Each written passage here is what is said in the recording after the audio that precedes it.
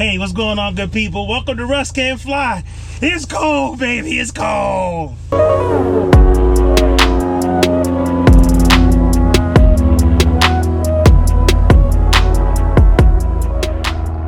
Alright, so I'm gonna get myself checked out here.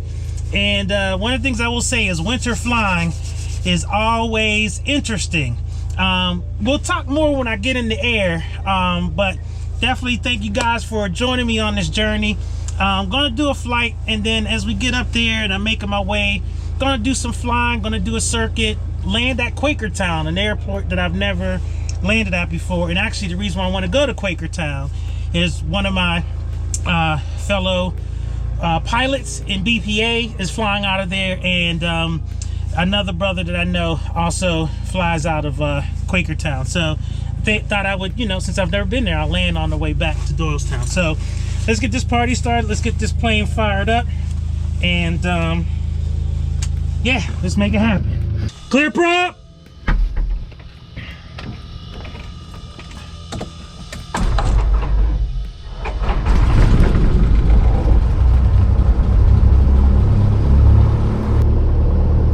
Alright, let's check our brakes. Brakes are good. As I taxi out, it's interesting to think about flying in the winter and all that it means, and the challenges that kind of come with it. Yes, the plane performs better, the air is denser, all of that kind of stuff. But there's also the prospect of carburetor ice and icing on the airframe, and any number of different things. The one thing that is really dangerous is the fact that you can get carbon monoxide from the heat. So that's why this was like one of those flights where I really wanted to think about what it was to be flying in the winter time. Alright, so taxiing to go do my run up. Alright, so let's do our before takeoff. Fuel selector is on both. Trim is set for takeoff. Primer is in and locked. Engine gauges are all in the green. Lights. Let's get our taxi landing light on. Transponder is on. Carburetor heat is off. Mixture is definitely full rich. Flaps are set for takeoff. Doors and windows are latched. Seat belts are on. Doors and windows are latched. And we're ready to go. Doylestown traffic. Cessna 92789er. Departing runway 23 out to the west, Doylestown.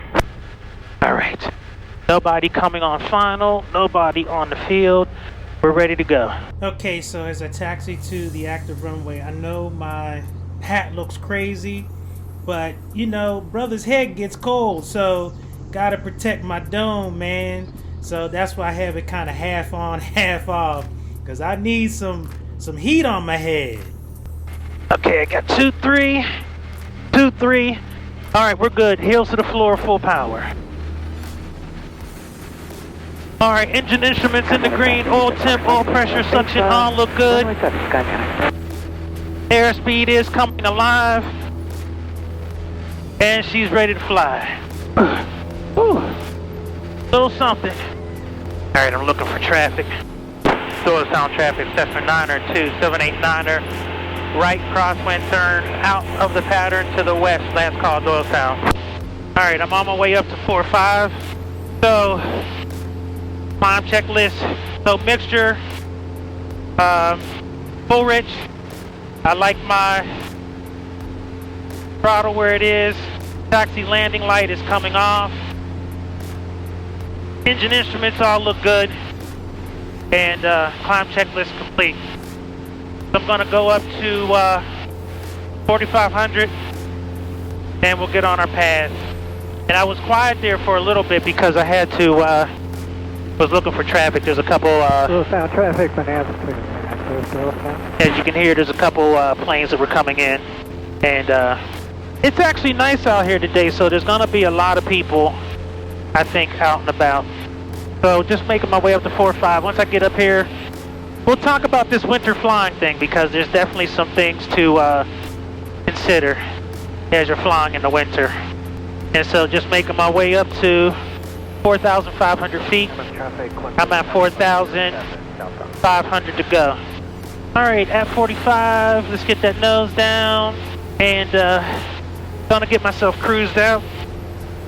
So cruise, the flaps are up, landing light is off, going to power 75%, and I'm gonna lean the mixture while staying, keeping my altitude, and keeping my course. All right, leaned out nice. 7 miles southwest. Mixture is where it needs to be, and so I'm all cruised out. Instruments look good. So this is west, this is off. So that's why you check everything. So my heading indicator was off, but it's now matching my compass. And so that's why you do that check to make sure everything is lined up where it needs to be. All right, so we're going west. And I picked this particular flight because there's a TFR. And of course, I don't want to, again, I want a military escort. So I definitely made sure that I was making sure that I paid attention to where that TFR is. So look down below. That's the PA Turnpike, I believe. And we're just cruising along. So one of the things I'm going to do differently, because you know I'd like to do something different with every flight. So as you can see, I'm just trying to trim it out to make sure that I'm not fighting. And if you trim out a plane, you know, appropriately, you should be able to fly almost hands-free. And the wind is nice, so look out there. You see the steam coming from the tower? See, it's just gently coming. It's going, as we're looking at it, kind of like left to right. But it's gentle, so not much wind. So it's actually very nice up here today. All right, so just cruising out, straight and level. And in a minute, I'm going to switch my frequencies. Yeah, so about 96 miles, nautical miles from my from the airport. I'm going to do my first landing, and then fly to Quakertown for my second landing, and then back to Doylestown. So while we're just in cruise here, just wanted to talk to you a little bit about this winter flying. Now, as you can see, I've got my, actually this is what I go snowboarding in, so I've got my like winter gear on in here. And yes, most planes, there is pretty good heat. This one, the heat is a little less robust. So, you know, but all planes you want to dress a little warmer. And even if you know, think you're going to be too warm or whatever, you should always have some kind of winter gear or something, because you never know, you know, you have to land off field somewhere here, and you know, it's cold out, you know, so you don't want to be trying to be cute. So anyway, so back to I'm just watching a couple planes that were kind of close to each other, so that's why I keep they keep distracting me from talking to you good people. Yeah, winter flying is a whole different type of flying. There's things that you definitely have to consider. So the first thing before I even think about getting in the plane is, what gear am I going to be wearing? And what gear am I going to bring with me? A lot of times people don't think about bringing water and that kind of stuff during the winter, because you think, oh, you know, I'm not sweating and all that kind of stuff. But, you know, again, you're off field, you can get dehydrated. That can be a real issue. So you definitely have to pay some attention to that. So things like, you know, the normal stuff, the water, granola bar, stuff to, you know, that kind of thing. But definitely the clothing. I can tell you, a lot of times I've been flying in little fleeces and stuff like that. And, you know, let's say I have to go down out here. So look out front there. I would probably try to go somewhere in one of these fields. It could be, you know, half hour, 15 minutes before somebody comes. And I'm in a little fleece, and it's, what, 12 degrees outside. You know, that could get real crazy real quickly. So that's why today, especially in 9 or 2789er, who, you know, the heater's a little bit less robust than some of the other planes, I just decided to go ahead and just wear my ski jacket, and I'm quite comfortable. And you know, good pants, and, you know, shoes that I can still operate the rudder pedals appropriately, but if I have to be outside, my feet won't be freezing. So sometimes I'll fly with my chucks, and I love my chucks, but on a day like today, I wouldn't want to be outside in Chuck Taylors. Just a little bit too cold. So got some sneakers on where I can still feel the rudder pedals because that's important, but definitely don't want to be in shoes where my feet would just get completely frigid. So what's the other thing I think about when I'm flying in the winter? So clothing. Starting the airplane. Now, I don't know if you remember back a few videos or so, a little bit of turbulence. Had a situation where, and I'm just looking to see if I need to slow down. So anytime you get turbulence, you kind of want to slow down a little bit. One of the things I think about when I'm winter flying is, you know, starting the plane. The thing that was cool about today is that somebody had just flown just before, you know, I landed. So it was definitely all good from that standpoint. But, you know, definitely things like making sure I prime, but not prime too much. And definitely not, you know, crank too much on the starter. All that good stuff. It's definitely something I think about. So, you know, I think about, has the plane been flying? You know, am I the first one? Because if I'm the first one and the engine's cold, there's definitely different procedures that I'm going to be using as opposed to if I am second or third behind somebody. So as you just saw before we took off from Doylestown, I primed it once because somebody had just flown. So the oil's, you know, nice and warm, all of that good stuff. If I was the first, then I definitely would have primed it more than that. And I definitely would have been mindful of how much I was cranking the engine and that kind of thing. So that's another thing that I think about winter flying. Now, as I'm up here, one thing about flying in colder air is more dense, so you get much better performance out of the airplane. Bigger bite from the prop, just everything. The plane just loves it, and you don't have a problem with like overheating the engine.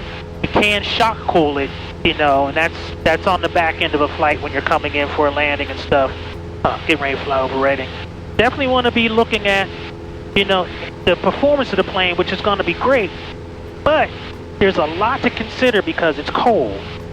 So when I listen to the weather report, I'm definitely listening to hear the temperature and dew point spread. That'll let me know visible moisture and all that kind of stuff. But also today, today is just beautiful, right? So no visible moisture, and definitely no issues with as far as that's concerned. Definitely still want to make sure, because any moisture means ice. It means potential carburetor ice, which I can deal with carburetor heat down here, but it also means ice on the plane. I have no way to deal with that other than to get on the ground. And so that's definitely something to consider. So for me, I just, you know, even if there's a chance of any even if it's snow and it's really cold and it's dry, because theoretically you can fly if you have the viz and the snow is falling and it's light and it's cold, then it's just going to blow past, right? Because it's just going to be really dry and you're not going to have to worry about it. But brother like me, I'm not even having that. So I do a lot less flying in the winter, unfortunately, because of the fact that there's a chance that there's, you know, engine or airframe icing, and that's just a dangerous thing. And so because of that, I fly a little less, but I'm definitely more conscious of that kind of stuff. And so if there's any precipitation of any variety, I'm grounded. I ground myself. I don't mess around. Also, I do pay attention to winds. You'll have these fronts that come through. So yesterday was, the winds were crazy. And, but yeah, so those are the things that I kind of think about. And then right now it's not a problem, but you know, we got some snow, and I want to know, like, what's the condition of the airports? What do the runways look like? What do the taxiways look like?